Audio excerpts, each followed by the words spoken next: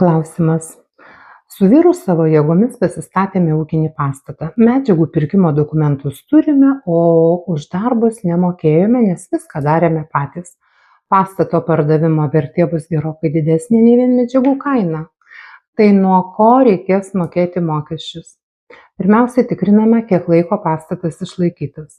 Jeigu 2026 metais parduodamas pastatas išlaikytas bent 5 metus, jo pardavimo pajamos pajamų mokesčių neapmokestinamas.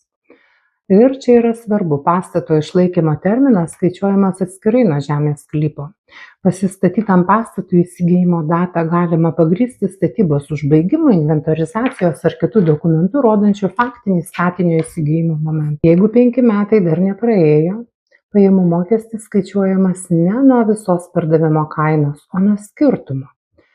Pardavimo kaina minus dokumentais pagrįstos statybos išlaidos, minus privalomos su pardavimu susijusios išlaidos, medžiagų čekiai ir sąskaitos tinka. Jeigu būtumėte samdę statybininkus ir turėtumėte jų sąskaitas, šios išlaidos taip pat tiktų. Bet savo darbo įvertinti, tarkime, 20 ar 30 tūkstančių eurų ir rašyti išlaidas, tokios galimybės tiesiog nėra. Kodėl? Nes jūs savo atlygio nemokėjote, faktinių išlaidų nepatyrėte ir neturite išlaidas pagrindžiančio dokumento.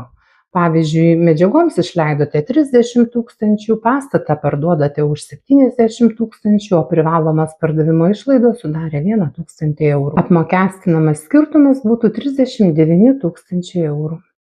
Jeigu pastatas priklauso abiems sutuoktiniams bendros jungtinės nuosavybės teise, paprastai kiekvienas deklaruoja pusę pajamų ir pusę išlaidų. Taigi jūsų darbas pastato vertę sukūrė. Bet mokesčių prasme savo darbo kainos prie pastato įsigijimo išlaidų pridėti negalite. Čekiai gelbsti, tačiau tik už tai, už ką realiai sumokėjote. Taigi protingų sprendimų.